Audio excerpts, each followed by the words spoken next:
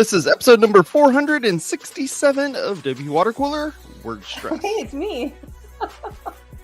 That's me and Tom. I'm Jason Tucker. You can find me over at my website at jasontucker.blog.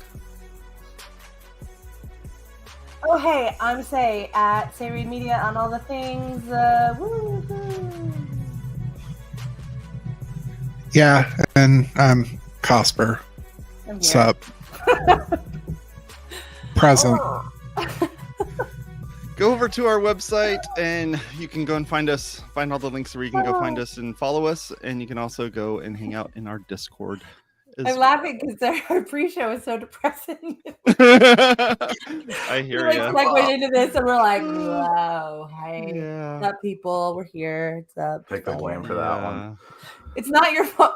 Okay, No. Let me just go ahead and say this right here. It's not your fault. Okay, it's not your fault. But it's your fault. But anyway, so we have a guest. We have a guest. Our guest today. Former. I want to mention, because I don't know how you're going to introduce yourself, but I want to just clarify that you were one of the organizers for WordCamp US 2023. I want to remind everybody that that was in August. It is now October, so that's 2 months.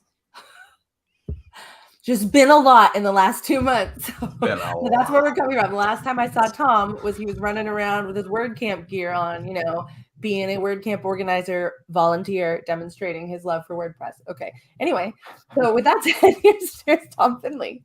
Hey guys, it's paying back a debt of gratitude for after a decade of hiding in the shadows. So look, taking on an organization, a WordCamp organization in general role is not like a low bar. That like buys you a few years. And WordCamp US and the biggest WordCamp US since the pandemic and also one at this giant corporate island. So, it's kind of a big deal. So yeah, I think you're exactly. That's what Scott said. Not much. Is what I call it. Just a few existential crises and I don't know what else that said. Trauma, global trauma. Our topic today. Sorry, Tom, why don't you actually introduce yourself? So yes, I was a WordCamp US 2023 organizer. I am a WPDC, I guess, core organizer, however you want to frame that, person. And I am the owner of Proof Creative, which is a digital agency based here in the DC area. I like saying proof. And that's how I know somebody is scamming and spamming me, as they call me up and they say proof. Like, you don't know what an umlaut is. Oh, is there an umlaut? You have an umlaut? There's an umlaut. Oh, that's really cool. There's not an umlaut in your domain, obviously. So I haven't seen Correct. It in your it's kind of a smiley face in my old logo, right? I mean, I have an accent in my name that is really hard for people to do. I've always imagined it. Throw umlaut in there as well. Say.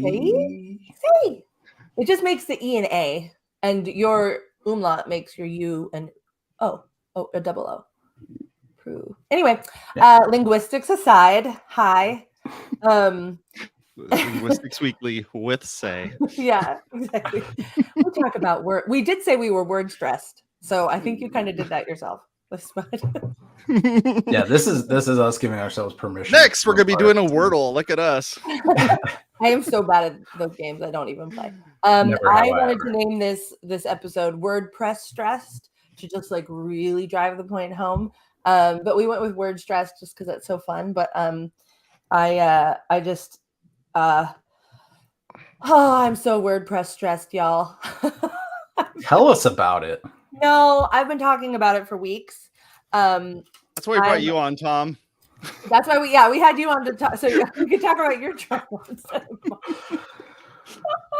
Well, yeah. So that's why. So I started the episode by saying, hey, you were a WordCamp organizer literally this year. You've been, active on what was WordPress Twitter, which is now dead, and just literally gone.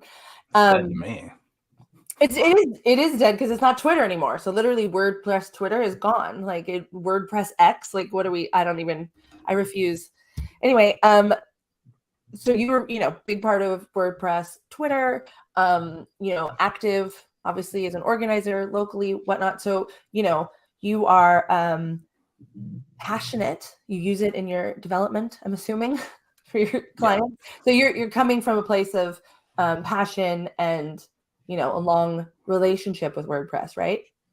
Yeah, and I think it also would be a reasonable characterization to say I was one of those people who I existed in the Genesis community space for a long time. Oh my God, but Genesis. I actually got Very pulled back space. from Twitter Nice. during that entire period because bosses were always watching, so I couldn't be on Twitter while I was developing. And I don't know. I guess for whatever reason, I just wasn't out there. Wasn't really active with Make or anything like that. And it was across really the arc of the pandemic that I got more involved. And, opening my big mouth. But, after following people around for 10 years and I guess becoming more, I don't know, socially aware, politically aware in the course of that too, it was very curious to see how things have kind of shaken out, especially post Trump, right? And and so one of my missions has been to use my my privilege to kind of speak out in the moment when I see shenanigans. I think you're kind of one of the kings of shenanigans, pointing out. Yeah, I mean, I think that's really important. I mean, I'm not, for anyone who's not watching or he's Tom is a white man. So I always think when white men are able to speak up, that is really a benefit. I think that's really important. So I don't think it's something to be just, pushed aside. I think it's great. Yeah, I think we have to pay it forward, and as trite as it is, we have to be the change we want to see in the world, right? And so if we're perpetuating shenanigans, and I'm trying to be. I love the word shenanigans. I also love the word kerfuffle. I have my own word for it, but that I coined, but not nearly as PC. No, but if you aren't working in some way to curb it, then you are in fact benefiting from a status quo in which shenanigans prevail. And I think that that's kind of the climate in which we exist, not only as an industry, but also, I mean, it's not national, it's not North America, it's a global. And one of the things that I would say in my evolution just as a person is I told a bad joke at a party once. It was about Bill Clinton being a vegan, and it turned out the girl I was talking to was a vegan, and so I made the joke at her expense, and she was obviously very nonplussed and kind of was one of those situations where she's like, "I'm a vegan," and walked away, and that was that. But shortly thereafter, I made it my mission to kind of stop making jokes at other people's expense, especially, punching down. And so, social media is not a proxy for actually knowing somebody. And we bring a lot of our own biases and assumptions into situations. But, if I ever staked out any ground, it would be that I don't say things to say them at somebody's expense if I can help it, right? Unless I'm punching up. And usually that person is obviously very guilty of abusing the asymmetry of their station, right? I think you can probably also metaphorically punch, by the way, because violence is not the answer. You can also sometimes it is the answer. It very much. If a fascist is involved, you're bringing up fascism now, huh? Because I have things to say about that. Right. Yeah, we're going there this episode, y'all. No, but I was gonna say you can also sometimes punch sideways. Yeah, you can certainly punch across. Who are next to you who need the punch. And I mean, I have a personal theory that punches. I'm not threatening anybody. There's no threats. I just, a lot of the stuff I've been saying these days is getting taken out of context. So You have I'm uppercuts providing- and you have, haymakers. Yeah. No. yeah, I'm just like metaphorically, you need to understand what I'm saying. Can we segue to fascism? Because I have a segue there. Yeah. I don't have a graphic for it. Yes, we can. No, don't put up a graphic for that, please. No graphics for that one. Don't ask AI to make a graphic. Even I can't even just okay. So the thing that this week is really, so obviously listeners of the show know stuff's been going on with Matt within the community in general. There I feel like I'm like experiencing this in some sort of like, like spotlight on say, and everything that I'm dealing with is like rife with drama right now. And I keep trying to think if that like Taylor Swift song, like It's Me, I'm the Problem, like applies. And I keep being like, I swear to God, it's not me. I swear. But the thing really with so much drama in the WP, it's kind of hard being S diuretic E, but you somehow, Are you some rapping? way. Nice. On Okay, the fly. Look at that, amazing. show off. I hope we don't get copyright infringement for that one. No, it's fair use. It's fair use. That's satire. That was quite the derivative, so we're good. I did a all right. thesis on it. And he's within his rights. This week, the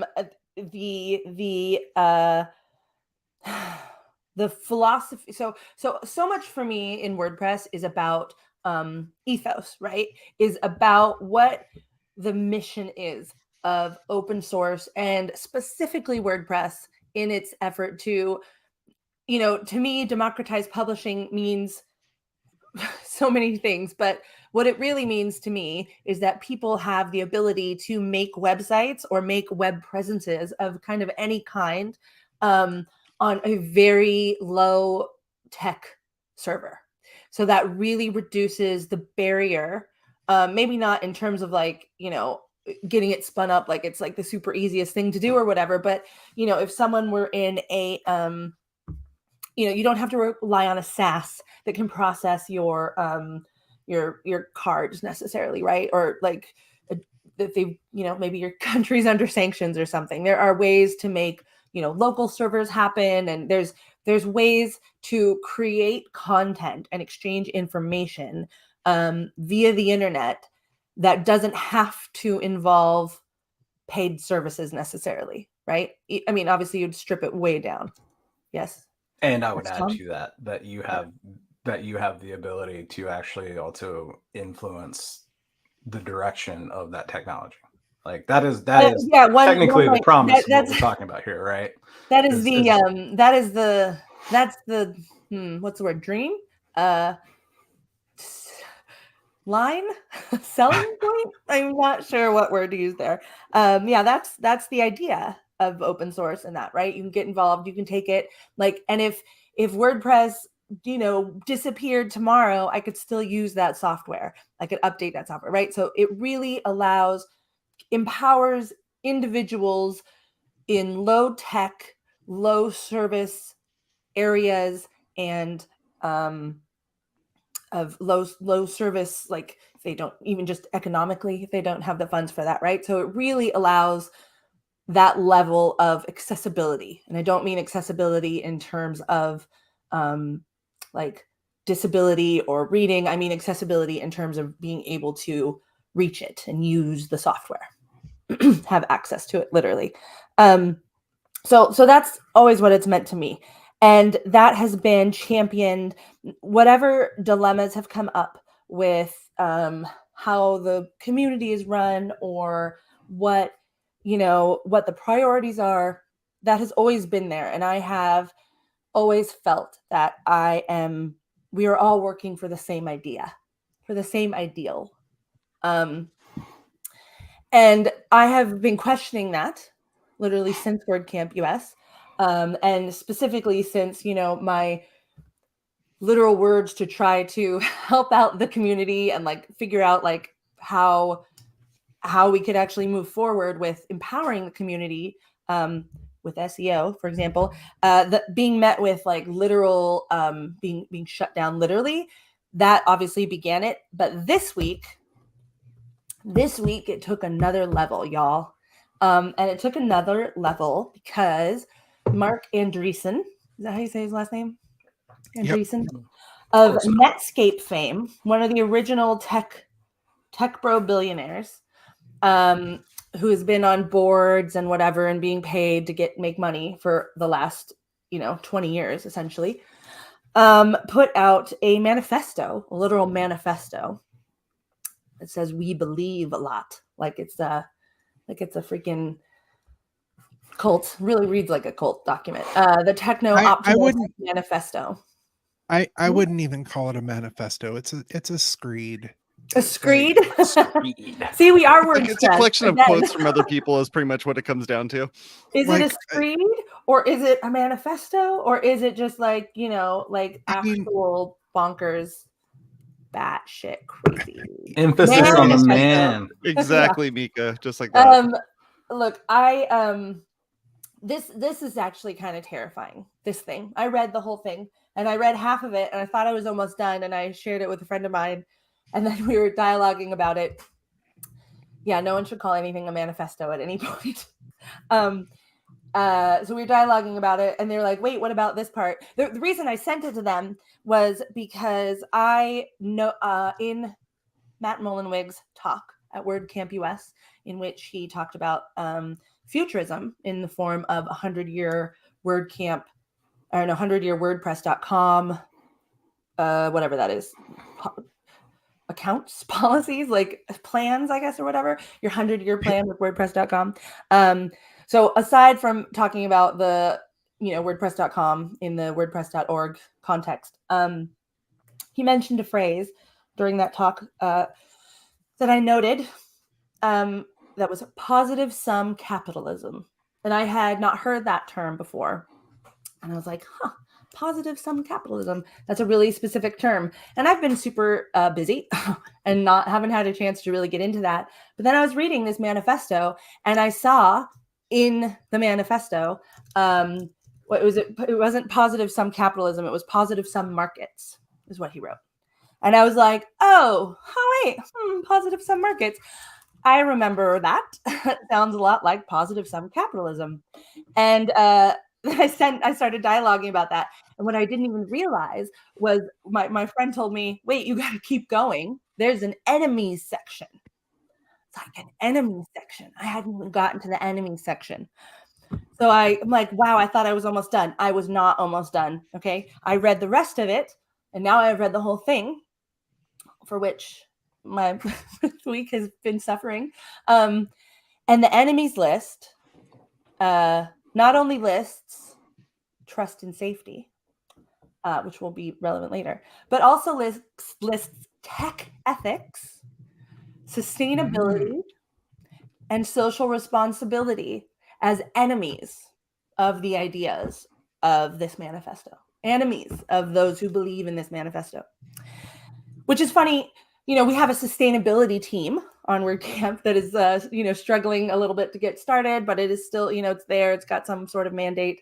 It's been a little clunky, but so there's a literal sustainability team. And I think we all agree that WordPress is definitely taking on a mantle of social responsibility with trying to be inclusive. We've got a DEIB, diversity, I don't remember what all of them, inclusion.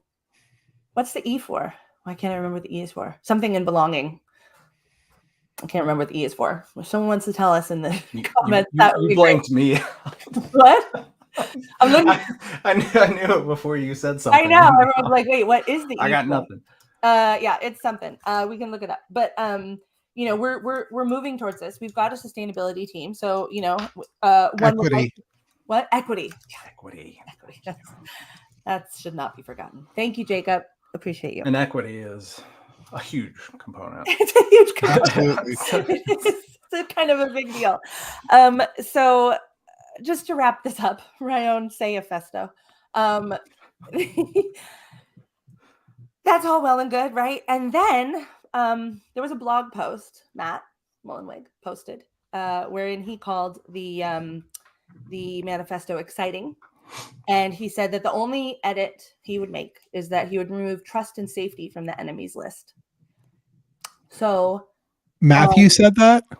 Yes. Yes. Matt Mullenweg, the benevolent dictator of WordPress, said that the only edit he would think to make to that manifesto is that he would remove trust and safety from the enemies list because he thinks managing spam is important and saves money. Mm. Ooh, can I go? So, yeah. Please, Tom. Yeah, So- please, Tom, because I've got so- nothing after that. That's where I ended, and I was like, "Hey, I feel like I've been punched in the gut, and I have no breath, so that's cool." I'm going to do a little exposition just Do it. because not everybody is across everything. Mark Andreessen's company is called A16Z. Automattic officially operates as A8C. Yeah. Little bit of a love letter there. To that point, For the on the record, lock- A8C okay. came after A16Z. Yeah. Just to be clear. If you go back a few months in the Make Announcements channel, it's locked. Only certain people can post to it, and it was in response to Andreessen's post on AI, like why we should stop worrying about the bomb and love AI. See, that one was definitely a screed. And What was it? Why AI will save the world? Yeah, something along basically. those lines. And No worship. so, it's not an uncommon saying, but in motorcycling, we say where you look is where you go. And I definitely pay attention to people's reading lists. If you really, really like fascist fanfic, that definitely puts you in a category of red flaggy people for me, right? And considering the affinity that our benevolent dictator has for where Mark's headed, I definitely think it merits a lot of scrutiny, right? I also just want to point out in the manifesto by Andreessen, he references a manifesto that was written. He doesn't say its name. He said it was written at a different time and place, and then quotes it quite lovingly. It's called the Futurist Manifesto, and it was written in 1909. And the person who wrote it went on to write, wait for it, the Fascist Manifesto. Huh. Same person quoted in the manifesto. Just saying, that's not implication. But It retweeting doesn't encourage. It governs the Retweeting climate doesn't. of where we are right now, right? Yeah, this is, like literal fascism.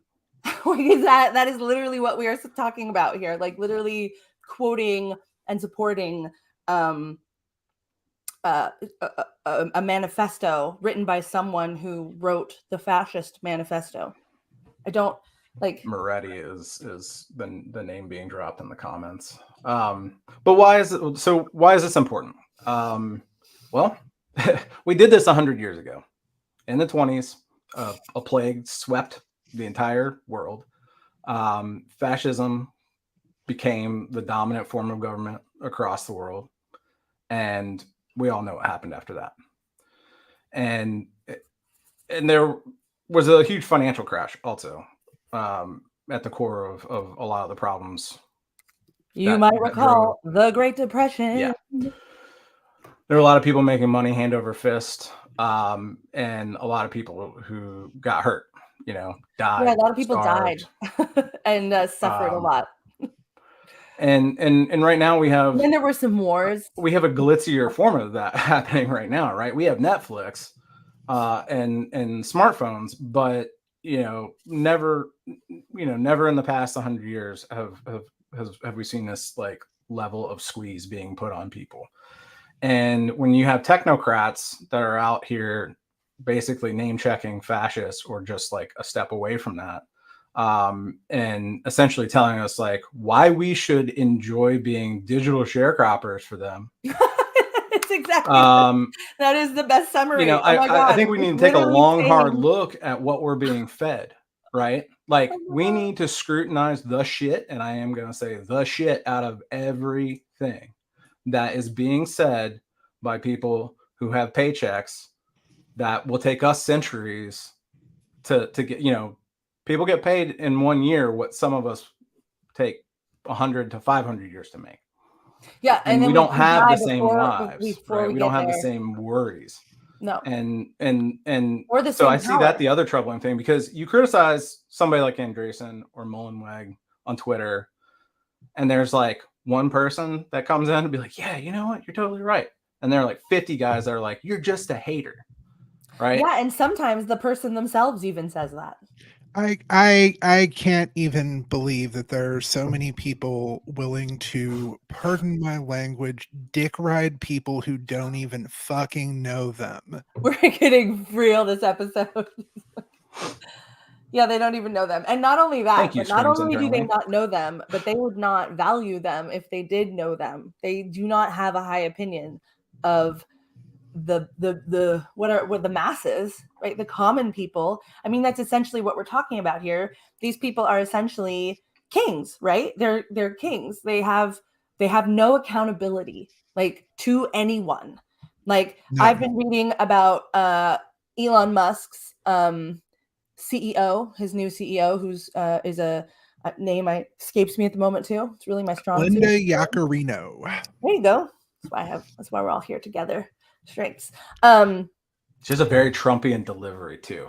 I haven't even seen. I've read a lot about it, and all the articles are like, so she doesn't know anything about what's happening at the company at all, and like she goes out on like stages and talks, and then they ask her a question, and she's like, okay, well, I have to go now. And then they say, what do you think about what Elon said about this? And she goes, oh, I don't know. I didn't know he said that. We'll have to check on stuff. And it's like, okay, so this is obviously just a prima facie setup, right? You're just like the what is it? The figurehead that is trying to allow even more flexibility for Elon Musk, because now he's not even having to adhere to the roles of CEO, right? So now he can just do whatever with complete impunity. And he also subscribes to these beliefs, by the way. And the idea of futurism and long-termism should really be concerning to us all, because what it essentially means is that, and the philosophy, it's been tweeted by Elon. I don't know if it's exactly the philosophy that Mark and or Matt subscribe to, obviously, but given the proximity of both their social circles and their language and the things they're saying, it's the same idea. But especially the futurism focus. So the philosophy is essentially that whatever costs might happen here in the present day, that they are irrelevant as long as the long-term effect of that is beneficial to humankind. So not only are they like, whatever happens here, as long as like the people in the future have some capabilities, like, them and their ancestors, then it doesn't matter what happens to the people here. So not only is that a problem for like, everyone alive, but also that relies specifically on that person's imagined these singular people's imagined idea of what the future should be, what the future will be, and then them making decisions with their copious amounts of money and putting all the technology companies that they buy up constantly, onto these missions, where they are literally saying in their philosophies that they are doing it for the future. I mean, that's why Elon is all about colonizing Mars, and he doesn't care about, any of the environmental impacts of SpaceX or the satellites or whatever. He's given up on everything that's happening here. And his whole thing is, the future that I want in 100 years is more valuable than all of this here. Meanwhile, his tech is shoddy bullshit. Like, look into what's happening with the satellites, right? His satellites are about to basically probably end all satellites, and that's not speculation from me, just bullshitting. Like, just the tech they're dying. No, they're in an exponential collision course that cannot be corrected, and they can't get them down. Wait, like collision, like actual Yeah, like Preference? they have had to make exponentially more course corrections for each of his satellites, and it is becoming impossibly unmanageable to continue to correct their trajectories, and the space agencies have no way to fix it. That's great. So Send the he actually spaceports up may and just ruin bomb all 'em. satellite communications, which would be really interesting. We don't rely on satellite communications for anything important, Tom. I don't think, No, and I'll cop to being, I'm very ADHD, so I see things very macro and micro, and it makes things unmanageable sometimes. But this is all really important because there's an element in this, like, it's kind of like Less Wrong, right? Sam Bankman-Fried, thank you. He made that popular, and with this, like, you Less mean the guy on Wrong, trial for massive fraud? That positive guy? sum Yeah, okay, cool. capitalism. These great visions are being revealed to just be like the selfish designs of mediocre men, mediocre white men particularly, and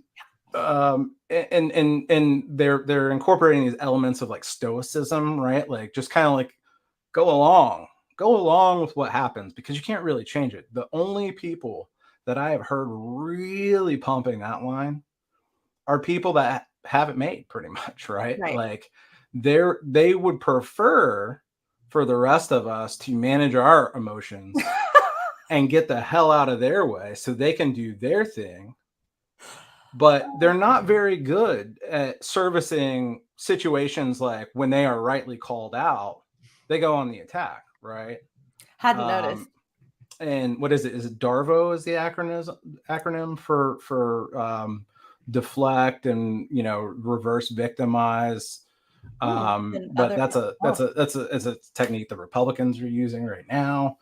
And you see a lot of these tech CEOs use that, right? Like, they deflect and they reverse frame who the real victim is.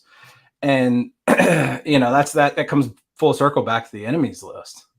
Like, we have become enemies by being consumed with tech ethics, right?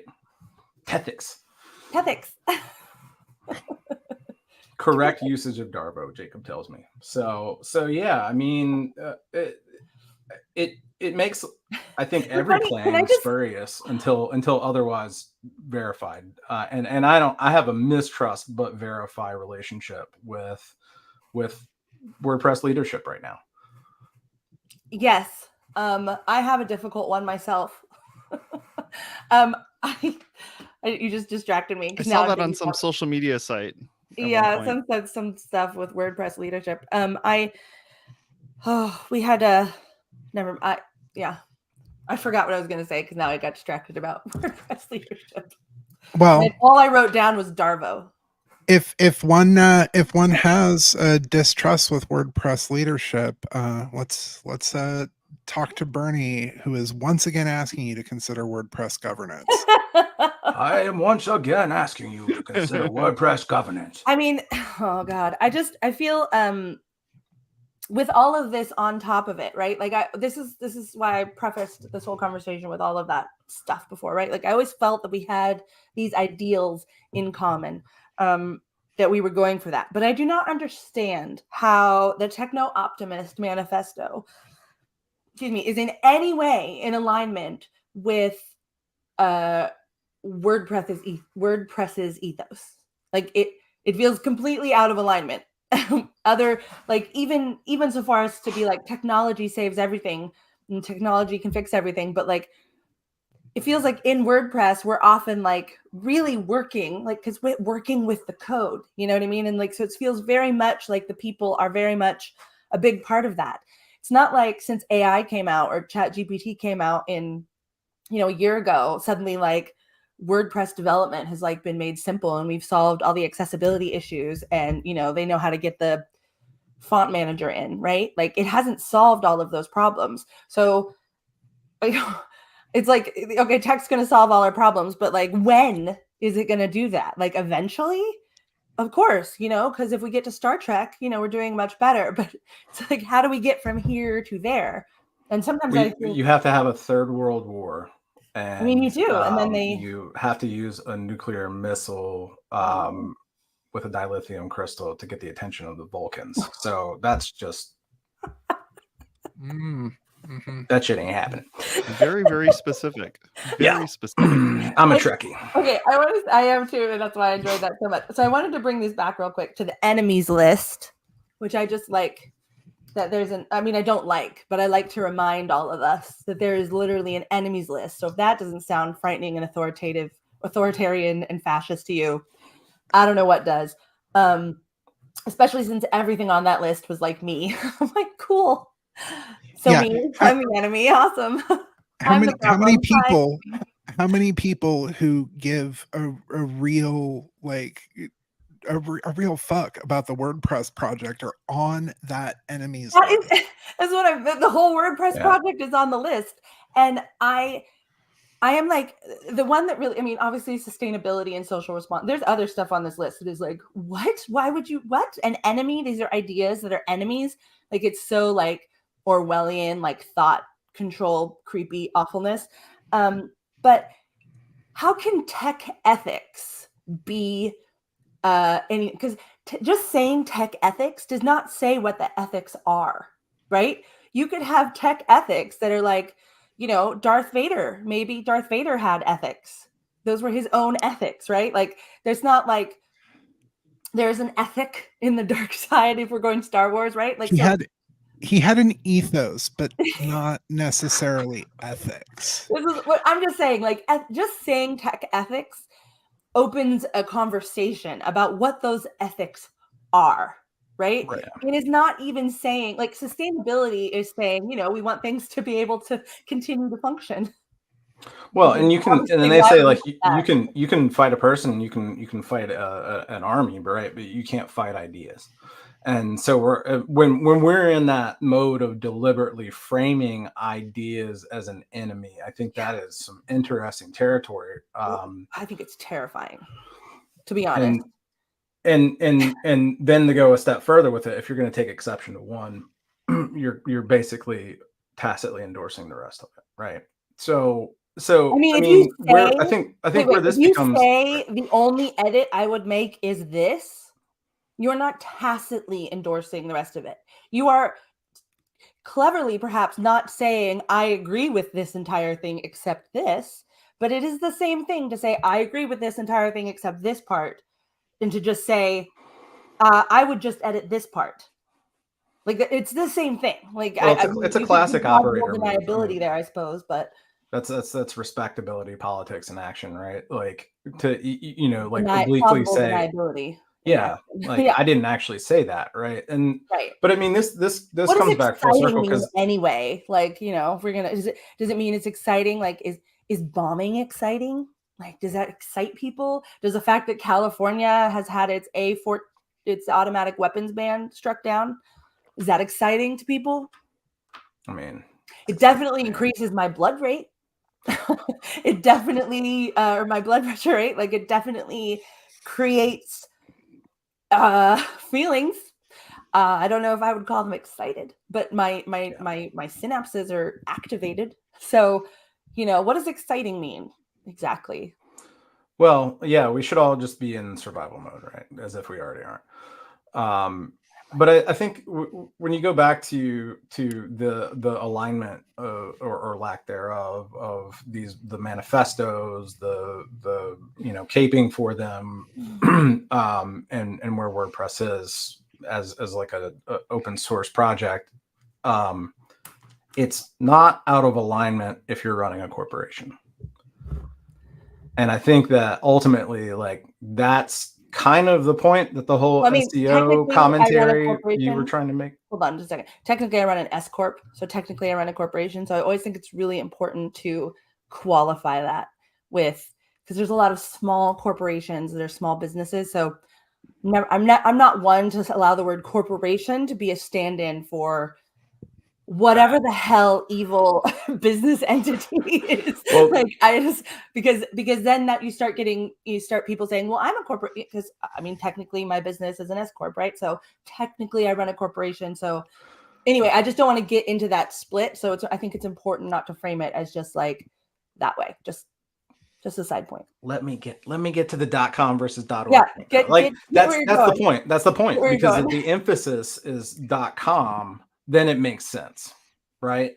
If the emphasis is really having a community driven thing, it doesn't make sense. And I think there's a lot of tension there. And honestly, yeah, you can't find it now, but I made a very long post about this tension resulting in the project and community kind of being in a flat spin, right? And it's the point that you were trying to make about the lack of transparency, the lack of really truly knowing who's driving the decisions behind certain things that materialize on .org, like sandbox buttons and annual surveys, things, statistics disappearing, right? Like that. This is not just a thing that's happened in the past 2 months. This has been years worth I want to illustrate your point of these decisions.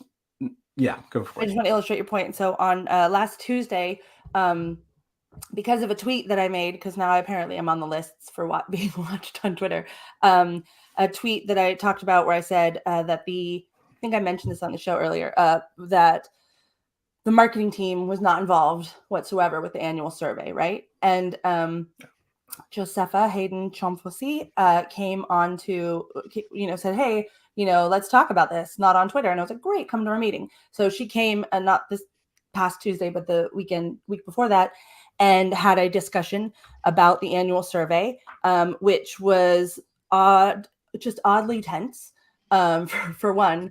But there was a really interesting part where, and the discussion is posted. I'll post a link in the show notes. I wrote up a summary on Wednesday, I think, and it was a very long summary because I tried very hard to be objective and thorough. But the thing that stands out most to me is when we were talking about how the community can be involved in the development of the survey, Josepha said she didn't see a clear path to that. And in another part where I was making a distinction between work that happens within the community structure, make make Slack, the P2s, the GitHubs, and work that happens externally, like at a different company's Slack or in another structure that's not part of the project structure, that is, external to the company, or that is external to the community. And her response to that was that Automattic, key thing here is not the WP Foundation. It's not what we're talking about. We're literally talking about Automattic. She said Automattic owns this process of the survey, and therefore we own the responsibility. And I haven't really I didn't respond to that because there's not a lot I can say. I'm just like, oh, you just own it. First of all, I feel like it would be the foundation that should own it, right? If we're talking about that. But who decided that?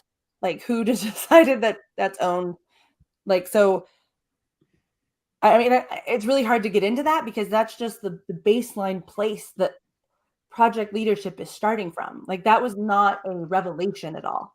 That was just a statement of fact. Automattic owns this process, therefore we have the responsibility. And no, we're not gonna. We're open to feedback, but I don't know how this would be part of the community, how the community could participate in developing this. Which just, I don't even know, at a certain point, you just have to say, okay, well, that is pretty clear, right? That's not ambiguous.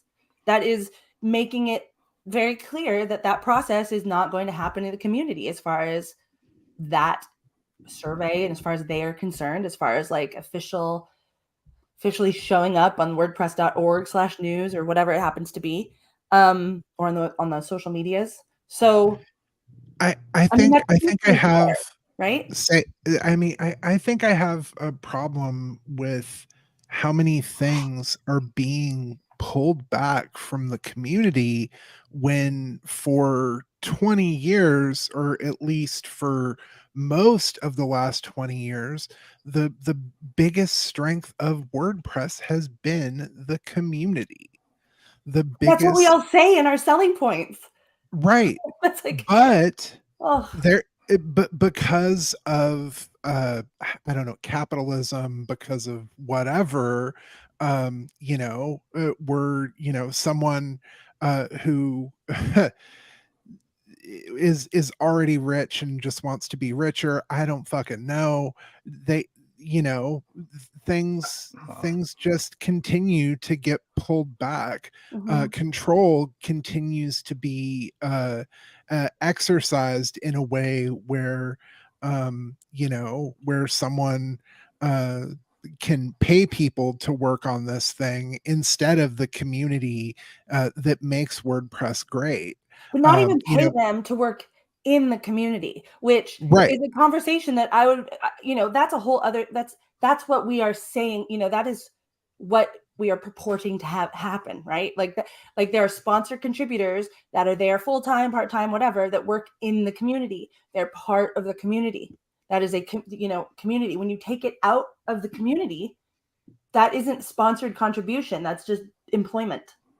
That has nothing to do with WordPress.org. That is a separate company working on something. Unless it comes through the community at some point, it is not part of it. And if any other company was doing that, then it would be not allowed. Like, people are not allowed to do that, not allowed to put those links in, not allowed to amplify that stuff. And if this was the WordPress Foundation or the WordPress Community Services, which is a B Corp established underneath the nonprofit foundation, I wouldn't have, that's, and if they're paid through that, that's a different conversation. But that's not what we're talking about. It was not, WordPress Community Services owns this process and therefore owns this responsibility. No, it was Automattic, which they have the license to use WordPress.com. But do they have the license to take everything out of the community to run that? Where's that?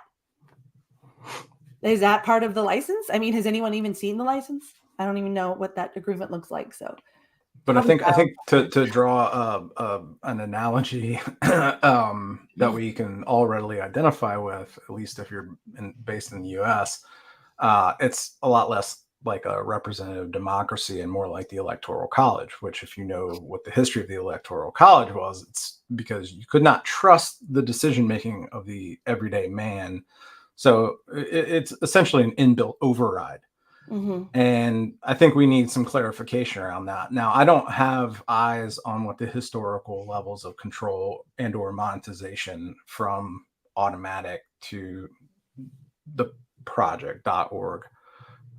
I have no idea. I can't speak to that, but I have a distinct sense now that there is so much money interlinked between the two that it is also driving some of the tension, right? Yeah, I think and that every time we scratch at the community ownership angle, we are getting too close to some element of money, scarcity. There's something there that we an agenda, and the theory that I put out there was that the attrition rate has got people scared, and that attrition rate from WordPress or from the community, from the software or from the community? Both. All of it. Just the whole attrition rate. Everyone's like, go. Woo-hoo. That with the level of cash that is being infused into .org, the entitlement and almost obligation to steer things in certain directions that are being, deemed like important to return. Those things are being seized. Right. Or at least that would be my theory. Yeah. I don't know shit. But it's called seizing the means of production. Yeah. So it's just, someone wrote about that at one point. You can only infer these things because it's not being spoken about, right? And it's not being spoken about honestly. We know we're being deflected. We're speaking about it honestly, finally, Tom. I've been speaking around it for a really long time, but at this point, I got nothing to lose. I'm already being ostracized from the community. I've been doing this the nice way for a long time. I have been having these conversations behind the scenes, actively since 2018. So like at some point I'm just like, there is no other place to have the conversations, right? There is no place to have the truth. Like this just has to be had out here, right? That's otherwise there's again no accountability here. Who is holding who accountable? Nobody. There's, like there isn't any. And maybe that should be a foundational thing, like the WordPress Foundation and the literal financial enmeshment that is happening should be a concern. If it's really all a matter of how much do we care, and how important is it that this is a true open source project that is, owned by all of us, as opposed to owned by a single company and we get to like work for free for that company. Because I never felt that way before, again, because I felt that we were working towards a shared ideal. But this week has obliterated that idea. Like, and there was already problems with like, Jordan Peterson in there and like, some problematic like associations and like, of course, behaviors, and flipping out on people's never great. But do we talk about lobsters making beds in the morning? I must have missed that one. That's a Jordan Peterson reference, FYI. Deep for folks who don't know. So who we are not endorsing. Mentioning in this case is anti-endorsing, just for the record. Just so we're clear. That should also be, you know what? That should, to my mind, that should also be an easy, no, I do not agree with. Like, no, I'm not a Nazi. No, I do not follow Jordan Peterson. No, I do not subscribe to the ideals of Jordan Peterson that, basically says that women naturally prefer to be homemakers. We're just meant to. It's just natural. Fun fact, they found out this week that based on historical, like it was DNA evidence or archaeological finds, that women are not the gatherers that they were portrayed to be, that they were out hunting as well. Go figure. Yeah. Turns out humans needed to use human resources for things, and some people are good at hunting, and some people are good at watching kids, and some people are good at cooking food. This is the same that it has been for a long time. We just like to, put all of our philosophies on it. So here's the thing. Speaking of philosophy, right? This has become philosophical, and that is complicated because now it's not just software. It's not just community. It's literally like, I guess it's kind of like is it Pantheon? The Pantheon conversation. I think like Pantheon has a whole scandal issue insofar as that they came out and they said they are not going to ever kick anyone off of their hosts, no matter if they're listed on the anti-hate, they have no problem giving a home to like, what is it? Like, what is that list? The Anti-Defamation League hate group list, right? Yeah. So I mean, something like that. So it was about a year ago that they became embroiled in that, I think. Yeah, and they've been kind of making a comeback across, all the different conferences this year, and they've actually been given multiple slots at different conferences to talk about like this type of thing and like freedom of hosting and whatever. So they're literally being given not just a free pass, but also entry. Like, let's talk about why you're right, Pantheon. And this is, if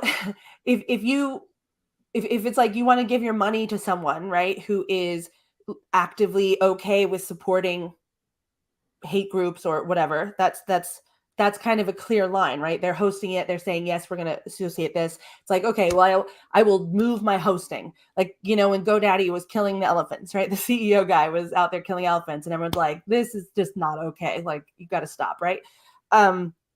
Or Scott's telling us in the comments that they I guess recanted just this month on that. Oh, yay! So that's the same type of thing. Probably because they were losing a lot of customers, because people are like, actually, really, these are bad things, and they don't need a home on the web, and I don't want to be associated with them, right? It's the same reason like why companies don't want to advertise on the thing formerly known as Twitter if they're going to be next to hate group posts, right? If they can't not be associated with these things, then they have to move their money elsewhere. So in that sense, this is like sort of like, you move your hosting, you change your money. When we're talking about philosophy, and you're talking about philosophy that has plausible deniability because of words like exciting and, retweets are not endorsements or whatever. We're having to make philosophical choices about where we put our time and our energy and our knowledge, where we're putting our energy in terms of like our clients, where we're contributing, where we are participating in general, right? That's something we're contributing. And it's like, so if we are doing that and the ethos are not, we're actually just kind of fueling WordPress.com, we're fueling Matt, we're fueling whatever, like this is where I'm at. Like I am in like a massive existential crisis because even the WordPress 6.4 process, like it's run by automaticians. Like it is. Like there's a lot of other people who help and they're awesome and wonderful and whatever, but that process is definitely ushered through. And that you can see that in the fact that Matt himself was the release lead for like the past, I don't know, like 10 releases or something, or like something, Matthias was in there once. Even though he wasn't actually active in leading the release, it's just like kibosh power or like ultimate control power. So and I don't think that institutional knowledge and guidance isn't necessarily bad, right? It's the transparency around the process. I think that tends to be, at least for me, but it's not just guidance, it's control. That's the difference. It is not, we're all here together. Like there's elements of that. And individually, most people have that approach, but it's not how it works in reality. Like, and again, I'm not trying to vilify any individuals. It is the structure by which this is just where we are. This is just the structure as it's evolved. Because perhaps Josepha doesn't feel that we can burden volunteers, which is what she said with the survey, like that she doesn't want to create work for volunteers, for contributors. But that's what everyone is there for. So, for example, in the marketing team, if we don't have work to do, everyone leaves because there's nothing happening, right? And so like it's been a nightmare to try to get people to come into the marketing team to do anything because everyone's like burnt out and tried that and it's, you can't do anything anyway. And so then the people who are there's a couple people, and then there's sponsor contributors who don't help with anything that's community based. They only work on the stuff that they have control over. So like, what are we even doing? I don't even like, and that's why I made the comment that we're in a flat spin, right? Because that's what that is. Yeah. We are literally chasing our tails in circles, trying to figure out what the lay of the land is. And there are some great things coming out of the project, like on the pre-show.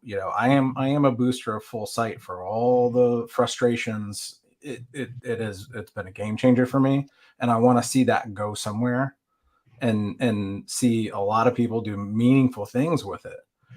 But on the flip side of that coin, I am not going to. I'm 43 years old. I'm old enough now that I finally figured out to spend my energy to show up authentically where I know I can make a difference and where I know it's not going to be this intellectually or emotionally painful process for me, right? And I've held enough jobs in toxic situations where it's this very canary in a coal mine, like sixth sense for me. And this canary has fallen over in the cage and died. I think that I can't speak for you, but the last time we had this conversation, and I think I was on this show in the comments advocating for a contributor strike, you kind of shot that down. But it's been a time, man. Would you say the temp has changed on that? I think that it might not matter so much, because I think that the sponsored contributors have been placed for that. I think it might actually make everybody, more happier. We all just leave. Mm-hmm. I did get on Mastodon someone saying like, it is open source. So, in theory, we could, not fork, but just organize. I'm a big fan of organizing. We have the WPCC as a framework if we want to use it for anything. It's just that I can't do everything by myself. I have a kid. You have a kid. Like, we would need people to do that. And then also you start getting fought with, right? Like, and discredited, which is what has been happening to me. And like at a certain point, like are we fighting for those ideals? Is this because we want WordPress, the open source software, to be available to other humans to use? Or is it to like just for idealism's sake? Or, you know, like what, I think that's really the problem. Like, is it easier just to let Matt do his thing and just turn it into software and it's just another Squarespace? Like, and then of course there's this whole, like, just because we're so privileged to be able to opt out of this discussion because it doesn't, you know, we have other choices. Other people don't have other choices. And so they're going to stay in and keep fighting. And we're just like, well, this is too much for me. I got to bail. And it's like, you know, yes, you have to protect your own mental health, but at the other side, like, what about the community and the bonds and the strength that we've created there? And like, what, you know, I don't know how to weigh these things. I genuinely do not know. And I think so much is playing out right now, but we're definitely at this crisis point. And we're at this crisis point. You know, we see what happens in the world when there's a crisis point for a long time, and then it can erupt into something really, really painful for everybody. And, you know, I don't want that to metaphorically, or maybe that is metaphorically what's happening to us here. You know, it's like we've been at this crisis point for a long time and now it just can't handle it anymore. And it's just gonna, you know, evaporate. I don't know. There may be something to be said for the fact that we may be part of the crisis point, which is with every paradigm shift in mass communication comes a mass hysteria.